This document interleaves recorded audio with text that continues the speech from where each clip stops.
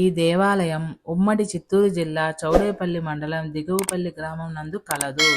చేరుకోవాలంటే ఇక్కడికి వెళ్ళాలంటే విమానం, రైల్వే సదుపాయాలు లేవు. దగ్గరలో ఉన్న ప్రదేశాలకు చేరుకొని బస్సు మార్గాల ద్వారా పుణ్యక్షేత్రాన్ని చేరుకోవాలి. పవిత్ర పుణ్యక్షేత్రం తిరుపతి నుండి ఇక్కడికి బస్సు మార్గం ద్వారా 115 కిలోమీటర్లు ప్రయాణం ఉంటుంది. కడప, బోయకొండ 130 కిలోమీటర్లు ఉంటుంది. అలాగే చిత్తూరు నుండి ఇక్కడికి 85 కిలోమీటర్లు, మదనపల్లి నుండి 25 కిలోమీటర్ల ప్రయాణ దూరం ఉంటుంది. ఇక్కడికి వచ్చిన భక్తులు రాత్రిపూట బస చేయటానికి విరివిగా హోటల్స్ దొరుకుతాయి. భోజన సదుపాయం కలదు. ఇక్కడ దేవాలయం వారు నిత్యాన్నదానం ఏర్పాటు చేశారు. మరియు చాలా ప్రైవేట్ హోటల్స్ కూడా అందుబాటులో ఉన్నాయి. కానీ ఇక్కడికి వచ్చిన భక్తులు వారి తోట పొట్టేళ్ళు, కోళ్ళు తెచ్చుకొని ఇక్కడే వండుకొని కుటుంబ సమేతంగా భుజించి మిగిలిన పదార్థాలను అక్కడే ఇతరులకు పంచి వెళ్ళడానికి ఇష్టపడతారు. ఇక్కడ గంగమ్మ తల్లివారు గుడి ఉంది. పంచభూతాలలో ఒకరైన నీరు అనగా గంగ ప్రకృతిలో ఒక భాగంగా పిలువబడే గంగ ఇక్కడ బోయకొండ గంగమ్మగా పిలువబడుతుంది. జలానికి అధిపతి అయిన గంగను ఈశ్వరుడు తలపైన మోస్తున్నాడు. భక్తులందరినీ కాపాడే గంగమ్మ తల్లిగా కోరిన కోరికలను తీర్చే కల్పవల్లిగా ఇక్కడ విరజిల్లుతుంది. ప్రకృతి ఒడిలో ఉన్న దేవాలయాలు చాలా ప్రసిద్ధిగాంచినది. గోల్కొండ కోటను పరిపాలించే నవాబు తమ రాజ్య విస్తీర్ణంలో భాగంగా అన్ని ప్రదేశాలను ఆక్రమించుకుంటూ బోయకొండ పాలెగాళ్లతో కూడా యుద్ధం చేశారు. ఆ యుద్ధంలో దిగువపల్లి, చౌడేపల్లి ప్రజలు నవాబు సైన్యాన్ని తిప్పికొట్టారు. ఆగ్రహంతో గోల్కొండ కోట నవాబు మరింత సైన్యంతో తిరిగి సైనికులు యుద్ధానికి పంపారు.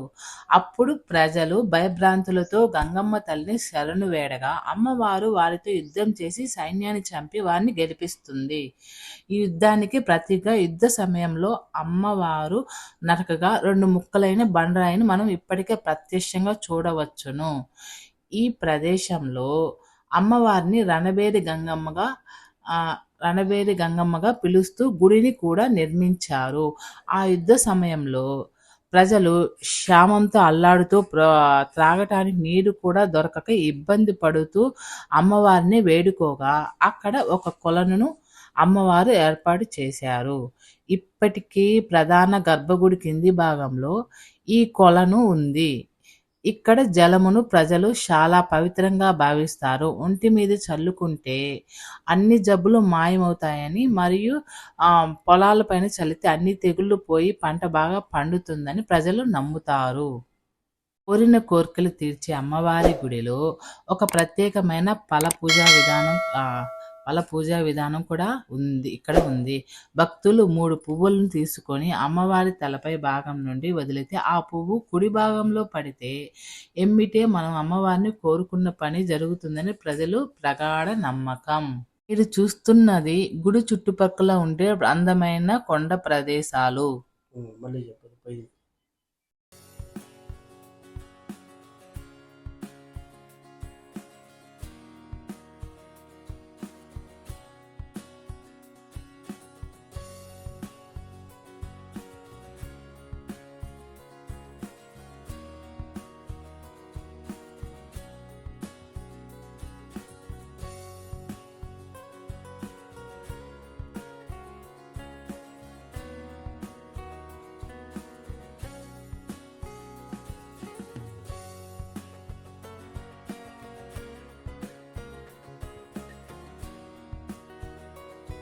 ఇప్పుడు మీరు చూస్తున్నది రణబేరి గంగమ్మ నవాబు సైన్యంతో యుద్ధం చేసిన ప్రాంతం.